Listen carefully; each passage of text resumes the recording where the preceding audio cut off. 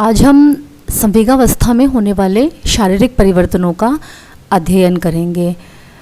जब हम संवेग की अवस्था में होते हैं तो हमारे शरीर में विभिन्न प्रकार के शारीरिक परिवर्तन होते हैं।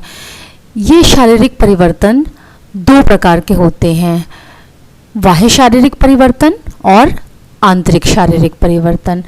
बाह्य शारीरिक परिवर्तन वे होते हैं जिनको हम बाहर से देख सकते हैं, यानी कोई भी व्यक्ति इन परिवर्तनों को देखकर आराम से ये अंदाज़ लगा सकता है कि व्यक्ति किस प्रकार के संवेगों का अनुभव कर रहा है। और आंतरिक शारीरिक परिवर्तन वे परिवर्तन होते हैं जो कि शरीर के अंदर होते हैं और इन्हें बाहर से नहीं देखा जा सकता। सबसे पहले हम संवेग की अवस्था में बाह्य शारीरिक परिवर्तनों का अध्ययन करते हैं। बाह्य शारीरिक परिवर्तनों को 3 भागों में बांटा गया है, जिनमें पहला है चेहरे की अभिव्यक्ति में परिवर्तन, यानी मुखमंडलीय अभिव्यक्ति में परिवर्तन। कहते हैं चेहरा मन का आईना होता है, तो हम जो कुछ भी अपने अंदर महसूस करते हैं, जो भी संवेग का अनुभव करते हैं, वे संवेग हमारे चेहरे पे साफ साफ अभिव्यक्त होते हैं, दिखाई देते हैं। चेहरा जो होता है वो संवेग का सबसे सशक्त और महत्वपूर्ण अभिव्यक्ति मानी जाती है। जब व्यक्ति प्रसन्न होता है तो उसका चेहरा खिला हुआ दिखाई देता है। जब व्यक्ति दुखी होता है तो उसका चेहरा दुख से, शोक से लटक जाता है। जब व्यक्ति गुस्से में होता है, क्रोध में होता है, तो उसकी आंखें लाल हो जाती हैं और उसके नाक जो होती है, नथुने जो होते हैं वो फड़कने लगते हैं, होंठ कांपने लगते हैं और व्यक्ति दांत पीसने लगता है। इसी प्रकार से विभिन्न प्रकार के संवेगों में भिन्न भिन्न प्रकार के चेहरे की अभिव्यक्तियाँ देखने में आती हैं। दूसरा है स्वर की अभिव्यक्ति में परिवर्तन। जब व्यक्ति संवेग की अवस्था में होता है तो उसकी जो स्वर होते हैं उसमें परिवर्तन आ जाता है। जब हम प्रेम संवेग का अनुभव करते हैं तो हमारा जो स्वर होता है वो लयात्मक हो जाता है, मीठा मधुर हो जाता है। क्रोध की अवस्था में संवेग जो स्वर होता है वो भारी हो जाता है, कर्कश हो जाता है। भय के संवेग में व्यक्ति की आवाज़ नहीं निकलती, घिघी बन जाती है, उसका स्वर कांपने लगता है। इसी प्रकार से विभिन्न संवेगों में स्वर में परिवर्तन देखने में आता है। तीसरे प्रकार का परिवर्तन है आसनिक परिवर्तन, यानी कि हम किस आसन में बैठे हैं, किस तरीके से बैठे हैं, किस तरीके से खड़े हैं, यानी हमारी शारीरिक मुद्रा में परिवर्तन आता है। जब हम संवेग की अवस्था में होते हैं तो हमारे पूरे शरीर की स्थिति में परिवर्तन दिखाई पड़ता है। हमारे बैठने के, खड़े होने के तरीके में अंतर आ जाता है। जैसे जब हम क्रोध की अवस्था में होते हैं तो हम एक जगह स्थिर नहीं रहते, बल्कि यहाँ वहाँ घूमते हैं, मुट्ठी बांधते हैं, गाली गलौज देते हैं, प्रहार करते हैं, दांत पीसते हैं, इस प्रकार की अभिव्यक्ति करते हैं। जब हम हर्ष का अनुभव करते हैं तो हम हर्ष की अवस्था में उछलते हैं, नाचते हैं, गले लगाते हैं सामने वाले को और ताली बजाते हैं। इस प्रकार के हमारी जो शारीरिक मुद्रा होती है वो देखने में आती है। दूसरे प्रकार के शारीरिक परिवर्तन हैं आंतरिक शारीरिक परिवर्तन। इन शारीरिक परिवर्तनों को बाहर से नहीं देखा जा सकता। इन शारीरिक परिवर्तनों को केवल कुछ खास मशीन्स यानी कि उपकरणों के माध्यम से ही जाना जा सकता है।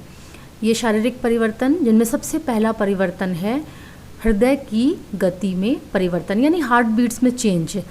हार्ट बीट में जब भी हम किसी भी संवेग का अनुभव करते हैं तो हमारी हार्ट बीट में चेंजेस आ जाते हैं, यानी परिवर्तन आ जाते हैं और हमारे हृदय की गति या तो बढ़ जाती है या धीमी हो जाती है। जब हम क्रोध की अवस्था में होते हैं तो हमारे हृदय की गति बढ़ जाती है। जब हम शोक की अवस्था में होते हैं तो हमारा हृदय जो होता है वो धीमी गति से काम करता है। तो हृदय की गति का मापन ECG यानी इलेक्ट्रोकार्डियोग्राम के द्वारा किया जाता है। यंत्र का नाम है इलेक्ट्रोकार्डियोग्राम और जो ग्राफ बनता है उसको मापने पर जो ग्राफ ये दर्शाता है कि हमारा हृदय किस प्रकार से गति कर रहा है, उसे कहते हैं इलेक्ट्रोकार्डियोग्राफ। तो यंत्र का नाम है इलेक्ट्रोकार्डियोग्राम, शॉर्ट फॉर्म में ECG। इसके अलावा हमारे रक्तचाप में यानी ब्लड प्रेशर में भी चेंजेस आते हैं। तो जो हमारा हृदय जिस गति से काम करता है उसी गति से हमारा रक्तचाप भी बढ़ता या घटता है। तो रक्तचाप को मापने के लिए प्लेथिस्मोग्राफ यंत्र का इस्तेमाल किया जाता है। इसके द्वारा रक्तचाप को मापा जाता है। किसी विशेष संवेग में व्यक्ति का रक्तचाप बढ़ सकता है, यानी जैसे क्रोध की अवस्था है उसमें ब्लड प्रेशर बढ़ जाता है, शोक की अवस्था में ब्लड प्रेशर घट जाता है। लेकिन ये जो ब्लड प्रेशर घटता बढ़ता है, इसके द्वारा व्यक्ति झूठ बोल रहा है या नहीं, इसके बारे में भी अध्ययन किया जा सकता है। जो अपराध पकड़ने के लिए यानी जो अपराधी होते हैं उनको पकड़ने के लिए लाई डिटेक्टर का यूज़ किया जाता है। उसमें रक्तचाप के द्वारा ही व्यक्ति झूठ बोल रहा है या नहीं इसका पता लगाया जाता है। लेकिन कुछ लोग इतने ज़्यादा झूठ बोलने के हैबिचुअल होते हैं कि उनके रक्तचाप में किसी प्रकार का कोई परिवर्तन नहीं आता, चाहे वो झूठ बोल रहे हों फिर भी। तो ऐसी अवस्था में जो शातिर अपराधी होते हैं उनका पता लगाना मुश्किल काम हो जाता है। रक्त रसायन में परिवर्तन, यानी जो हमारे ब्लड में कुछ केमिकल्स होते हैं उनको यंत्रों के द्वारा मापकर संवेगों का पता लगाया जा सकता है। जब भी व्यक्ति किसी संवेग का अनुभव करता है तो उसके रक्त रसायन में परिवर्तन आता है, तो उनके द्वारा संवेग का आसानी से पता लगाया जा सकता है। जब हमारे शरीर में किसी भी प्रकार का संवेग उत्पन्न होता है तो हमारे शरीर में जो वाइट ब्लड सेल्स और रेड ब्लड सेल्स होते हैं, यानी लाल और श्वेत रुधिर कणिकाएँ जो होती हैं उनकी संरचना बदल जाती है, उसमें कुछ केमिकल्स आ जाते हैं। और ये केमिकल्स कहाँ से आते हैं? हमारी बॉडी में जितनी भी तरह की ग्लैंड्स यानी ग्रंथियाँ होती हैं, वो ग्रंथियाँ कुछ हार्मोन्स यानी रस निकालती हैं जो कि सीधे ब्लड में मिलता है, जिसके कारण हमारे ब्लड में विभिन्न प्रकार के चेंजेस आते हैं। तो इनमें चेंजेस के द्वारा, रक्त रसायन में परिवर्तन के द्वारा संवेगों को मापा जा सकता है। चौथा है रस परिपाक में परिवर्तन। रस परिपाक से मतलब होता है जब भी हम भोजन करते हैं तो हमारे शरीर में भोजन के पाचन के लिए कुछ रस यानी कि गैस्ट्रिक जूस निकलते हैं।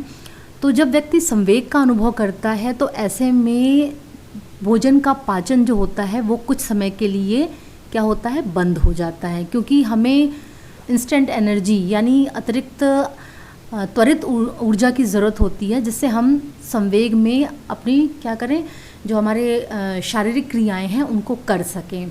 तो ऐसे में भोजन का पाचन कुछ समय के लिए बंद हो जाता है। जैसे अगर व्यक्ति क्रोध की अवस्था में है तो आक्रमण करने के लिए या वार करने के लिए, गाली गलौज देने के लिए विभिन्न प्रकार की जो एनर्जी की ज़रूरत होती है वो हमें प्राप्त हो सके, इसलिए भोजन का पाचन उस समय बंद हो जाता है। सांस की गति में परिवर्तन। जब भी संवेग की स्थिति होती है तो सांस की गति में निश्चित रूप से परिवर्तन होता है। जब व्यक्ति क्रोध का संवेग अनुभव करता है तो उसकी हृदय की गति बढ़ जाती है। आश्चर्य के संवेग में, भय और दुख के संवेग में हृदय की गति कम हो जाती है। तो उसकी वजह से हमारी सांस की गति भी जो होती है वो क्या होती है, कम हो जाती है। यानी भय और दुख के संवेग में, आश्चर्य के संवेग में सांस की गति कम हो जाती है या कुछ समय के लिए रुक जाती है, और क्रोध के संवेग में सांस की गति बढ़ जाती है। सांस की गति को मापने के लिए न्यूमोग्राफ यंत्र का इस्तेमाल किया जा सकता है। छठा है वैद्युत त्वक अनुक्रिया में परिवर्तन। वैद्युत त्वक अनुक्रिया यानी जो हमारा गैल्वेनोमीटर होता है उसकी सहायता से इसको मापा जा सकता है। जब भी हम संवेग का अनुभव करते हैं तो जो हमारे त्वचा में एक तरह का सिहरन पैदा होती है, रोमांच पैदा होता है, हमारे रोंगटे खड़े हो जाते हैं, या फिर जो पसीने की ग्रंथियां होती हैं उनमें परिवर्तन दिखाई पड़ता है। तो इनको कहा जाता है वैद्युत्वक अनुक्रिया में परिवर्तन। और इसका मापन गैल्वेनोमीटर के द्वारा किया जाता है। साइको गैल्वेनोमीटर के द्वारा इसका मापन किया जाता है। जैसे हम क्रोध की अवस्था में होते हैं तो हमारे पसीना आ जाता है, हमारी स्किन में, त्वचा में गुस्से की वजह से पसीना आ जाता है। तो इसका मापन साइको गैल्वेनोमीटर के द्वारा किया जाता है। और GSR बोलते हैं इसको, गैल्वेनिक स्किन रिस्पॉन्सेस। इसका मापन गैल्वेनोमीटर के द्वारा किया जाता है। 7वां है मस्तिष्क तरंगों में परिवर्तन। जब हम संवेग की अवस्था में होते हैं तो हमारी जो मस्तिष्क की तरंगें होती, यानी ब्रेन वेव्स जो होती हैं, उनमें भी परिवर्तन देखने में आता है। इसको मापा जाता है EEG के द्वारा, इलेक्ट्रोएन्सेफालोग्राम के द्वारा इसे मापा जाता है। तो मस्तिष्क की तरंगें जो होती हैं वो संवेग की अवस्था में ऊंची या नीची बनती हैं। तो इनके द्वारा भी विभिन्न प्रकार के संवेगों को मापा जा सकता है, समझा जा सकता है।